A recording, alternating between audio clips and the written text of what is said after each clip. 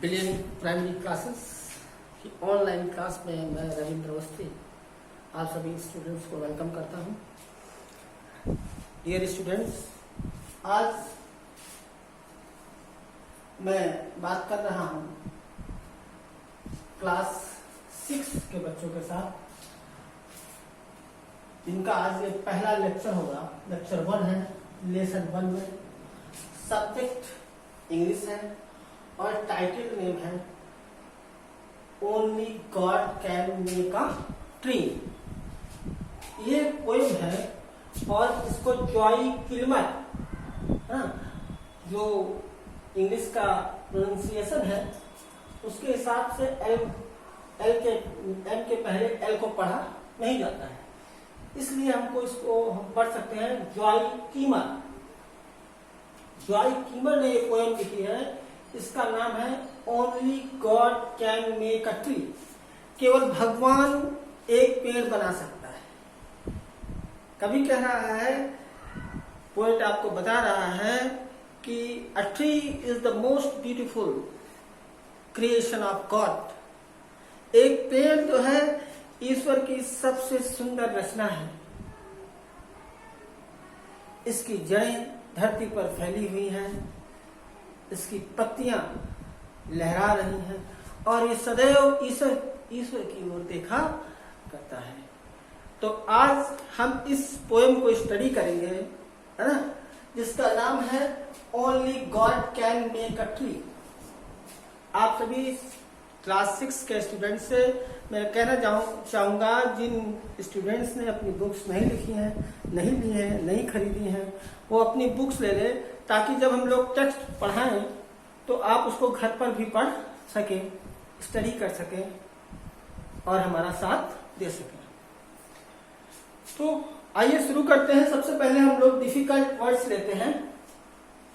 Difficult words में lovely, वैसे difficult कहना नहीं चाहिए क्योंकि लवली वर्ड आप लोग बहुत एक कॉमन सा वर्ड है। Lovely, beautiful. लवली का सिनोनिम्स होता है ब्यूटीफुल, सुंदर। प्रेस मीन्स दबाना होता है, प्रेस। वैसे यहाँ प्रेस का मतलब है क्लाइंग। एक तरह से क्लाइंग मीन्स होता है चिपकाना, है ना। जैसे पृथ्वी, जो जड़ें होती हैं पेड़ों की, वो पृथ्वी से चिपकी रहती हैं, एकदम पृथ्वी के चिपकी रहती है, नीचे नीचे, वो बहुत नीचे तक चली जाती हैं। ब्रेस्ट, ब्रेस्ट मीन्स छाती या सीना। जनरली चेस्ट ऑफ लेडी, जो एक महिला का, एक लड़की का जो सीना होता है उसको ब्रेस्ट बोलते हैं। लीफी, लीफी वर्ड है, लीफ से बना है। लीफ आप सोचते हैं पत्ता, है ना, या पत्ती, और लीफी मतलब एडजेक्टिव उसी से बनाया गया, पत्तीदार। रॉबिन से एक प्रकार का पक्षी है, खूबसूरत सा। बूजन, बूजन भी सीने, सीना या छाती, ये भी एक तरह से जनरली चेस्ट ऑफ लेडी ही होता है। और लेन, लेन का मतलब होता है रखना। ये दरअसल लाई ले लेन होता है, थर्ड फॉर्म है, यहाँ यूज किया गया है। इंटीमेटली का मतलब घनिष्ठता पूर्वक, सघनता पूर्वक, गहनता पूर्वक, किसी चीज को बहुत मन लगाकर, बहुत तन्मयता के साथ किया जाए, इंटीमेटली। तो ये मेरा कुछ वर्ड्स हैं, इनको आपको ठीक से लर्न कर लेना है, ताकि जब मैं टेक्स्ट पढ़ाऊं तो आपको ये समझ में आए।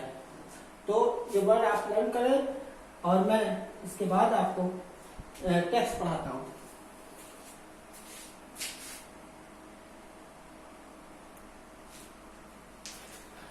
तो स्टूडेंट्स देखिए, ये पूरा टेक्स्ट मैंने लिख दिया है, ये पूरी पोएम मैंने लिख दी है। पहले मैं इस पोएम को पढ़ने की कोशिश करता हूं, क्या लिखा हुआ है। थोड़ी राइटिंग पुअर है, धीरे धीरे मैं इसमें इम्प्रूव करूंगा। आई थिंक दैट, पोएम देखिए, I think that I shell never see a poem lovely as a tree. Lovely as a tree. A tree whose hungry mouth is pressed against the earth's sweet flowing breast. A tree that looks at God all day. and lifts her leafy arms to pray. A tree that may in summer wear a nest of robins in her hair, upon whose bosom snow has lain, who intimately lives with rain. Poems are made by fools मूर्ख, like me, but only God can make a tree. जिन students के पास books है उनको आसानी से books में भी देख सकते हैं ये पोएम। और अब मैं इसका टेक्स्ट को आपको समझाने की कोशिश करता हूँ। जैसे आपको टेक्स्ट को देखने से मैंने अभी आपको पहले बताया कि इसमें पोएट ने पेड़ की खूबसूरती के बारे में, एक ट्री की जो लवलीनेस है, जो ब्यूटी है, उसके ऊपर ये पूरी पोएम है। आप समझने की कोशिश करें, मैं अपनी तरफ से प्रयास कर रहा हूं। आई थिंक, मैं सोचता हूं, दैट कि आई शैल नेवर सी, कि मैं कभी नहीं देखूंगा, अ पोएम, एक कविता, लवली, जो सुंदर हो, एज अ ट्री, जितना कि एक पेड़।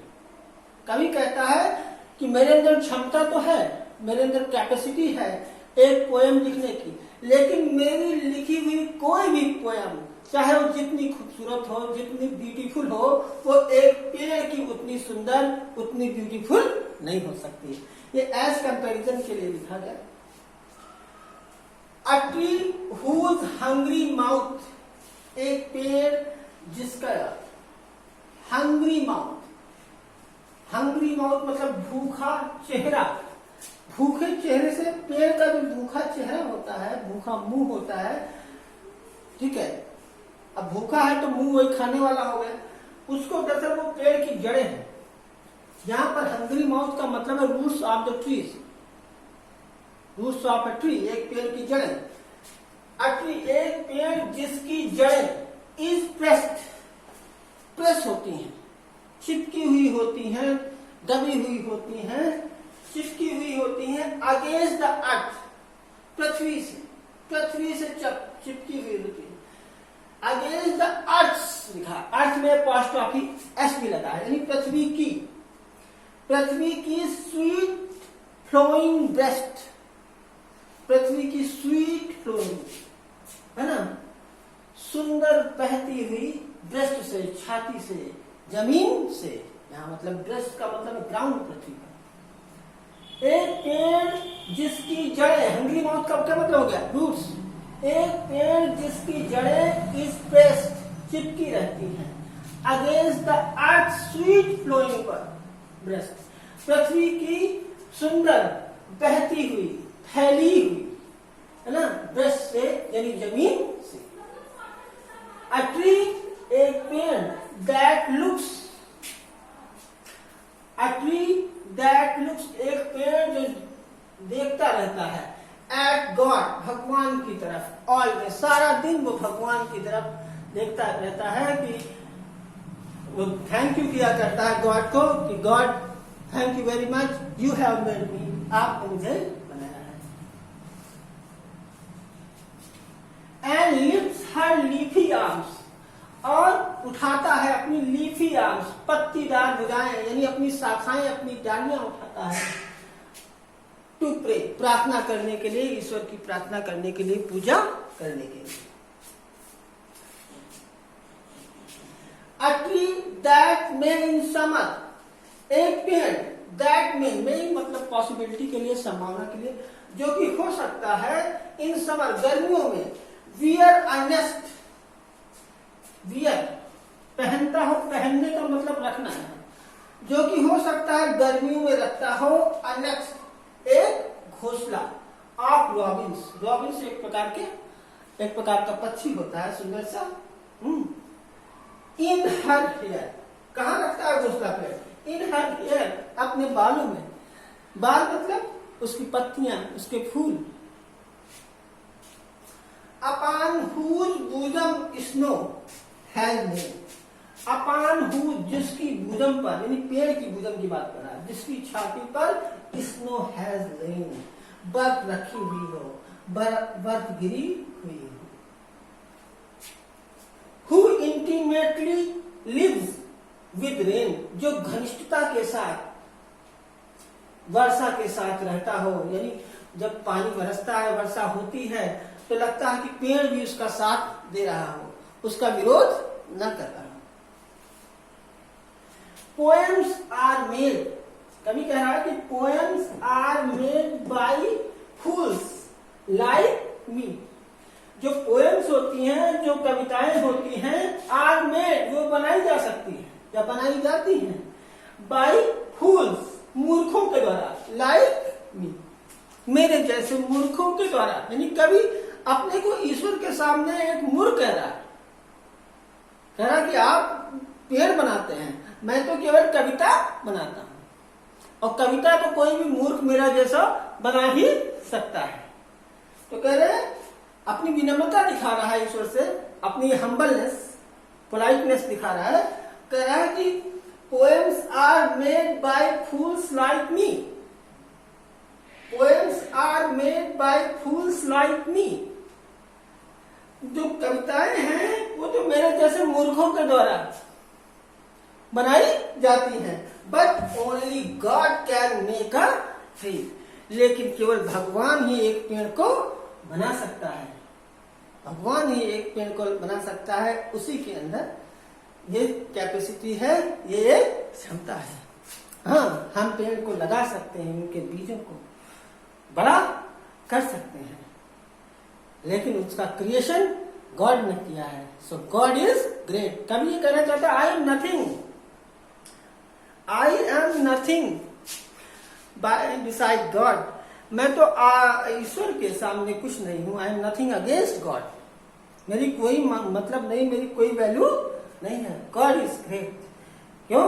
Because he has made tree, क्योंकि उसने पेड़ बनाया है। एक बार फिर से, once again, ध्यान दें।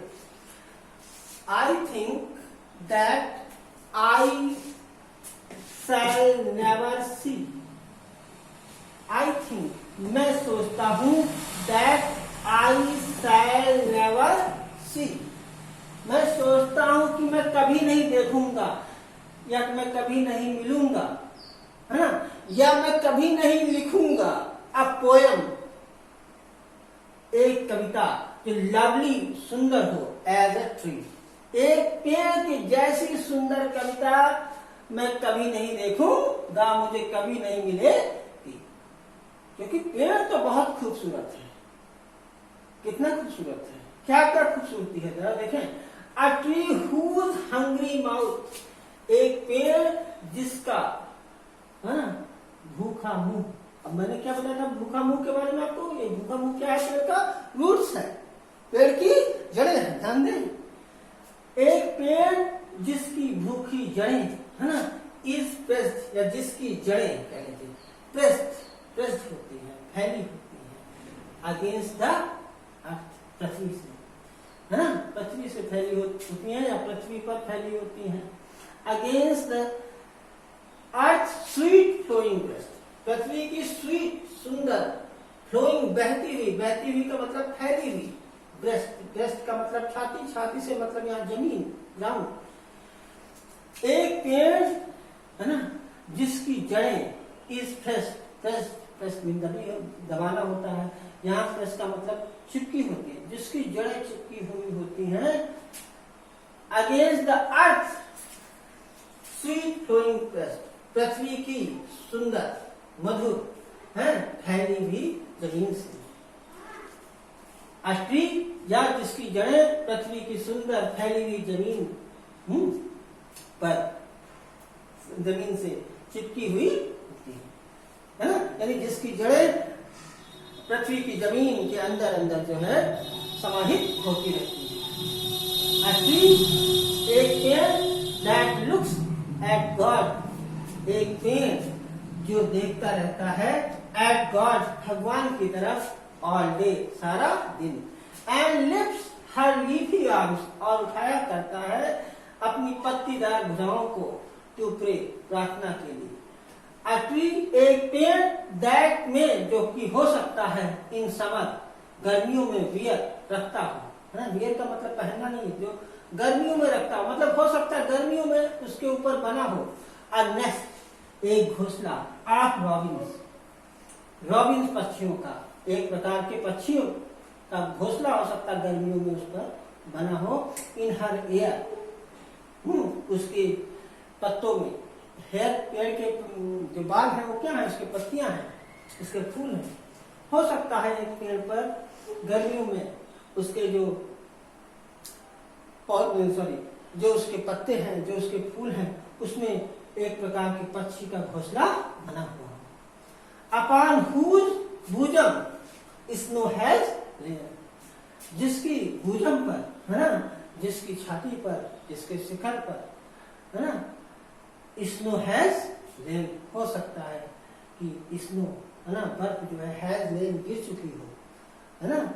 लेन मीन्स भी रखना होता है। हो सकता है जिसकी छाती पर, है ना, जिसके शिखर पर जो है स्नो हैज लेन, बर्फ जो है रखी हुई हो, बर्फ गिरी हुई हो।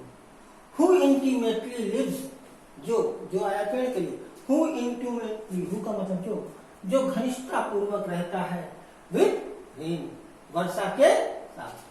ऐसा कह रहा है कि पोएम्स आर मेड, कविताएं बनाई जाती हैं, बाय फूल्स, मूर्खों के द्वारा, लाइक मी, मेरे जैसे। But only God can make a tree, but only God can make a tree, लेकिन केवल भगवान ही एक पेड़ को बना सकता है। वंस अगेन, एक बार और। आई थिंक, मैं सोचता हूं, that I shell never see, कि मैं कभी नहीं देखूंगा, अ पोएम, एक कविता, लवली एज ए ट्री, जो कि लवली, सुंदर हो, एज ए ट्री, एक पेड़ के समान। मुझे कभी कोई ऐसी कविता नहीं मिलेगी जो एक पेड़ के समान सुंदर हो। अ ट्री, एक पेड़, हुज हंग्री माउथ, जिसकी जड़ें इज प्रेस्ड, चिपकी हुई है, अगेंस्ट द अर्थ, पृथ्वी की, स्वीट फ्लोइंग ब्रेस्ट, है ना, सुंदर बहती हुई ब्रेस्ट से, यानी जमीन से। अ ट्री, एक पेड़, दैट लुक्स एट गॉड, जो भगवान की तरफ देखता रहता है ऑल डे, सारा दिन। And lifts her leafy arms, और अपनी पत्तीदार भुजाओं को, यानी शाखाओं को, डालियों को उठाता है टू प्रे, प्रार्थना करने के लिए। अ ट्री, एक पेड़, दैट मे इन समर, जो कि हो सकता है इन समर गर्मियों में, वियर रखता हो, है ना, यहाँ पहनने से नहीं मतलब, रखता हो। अ नेस्ट, एक घोंसला, ऑफ रॉबिन्स, एक प्रकार के पक्षी का, है ना। इन हर हेयर, अपने पत्तों में, पेड़ या हेयर का मतलब बाल नहीं, हेयर का मतलब पेड़ों के पत्ते, पत्तियां, फूल, है ना। अपॉन हुज भुजम स्नो हैज लेन, जिसके भुजम पर, जिसकी छाती पर, जिसके शिखर पर स्नो हैज लेन, बर्फ गिर चुकी हो। Who intimately lives with rain, जो घनिष्ठता पूर्वक वर्षा के साथ रहता है। Poems are made by fools like me, कविताएं मूर्खों के द्वारा बनाई जाती हैं, लाइक मी, मेरे जैसे मूर्ख लोग कविता बनाते हैं। But only God can make a tree, लेकिन केवल भगवान ही एक पेड़ को बना सकता है। तो ये कविता हमको लेसन देता है कि हम लोगों को खूब पेड़ लगाने चाहिए, और जब हम पेड़ लगाएंगे तो ईश्वर ने जो हमारे लिए किया है ना, उसके लिए वो एक तरह से थैंक यू होगा, है ना। हम जितने पेड़ लगाएंगे, हमारा भगवान, हमारा गॉड उतना ही प्रसन्न होगा, है ना। तो ये देखकर आप इसको पढ़िएगा, है ना, और फिर से पढ़िएगा। कोई प्रॉब्लम हो तो आप अपने ब्रिलियंट स्कूल ग्रुप पर मैसेज करके मुझे बता सकते हैं, मैं आगे दोबारा भी बता सकता हूँ। और आप बुक्स ले लीजिए, मीनिंग वगैरह आप सब लर्न कर लीजिए, है ना। जो मेरा अगला लेक्चर होगा उसमें इस जो लेसन 1 है, इसकी मैं एक्सरसाइज आपको कराऊंगा, क्वेश्चन आंसर कराऊंगा, ठीक है। Thank you very much.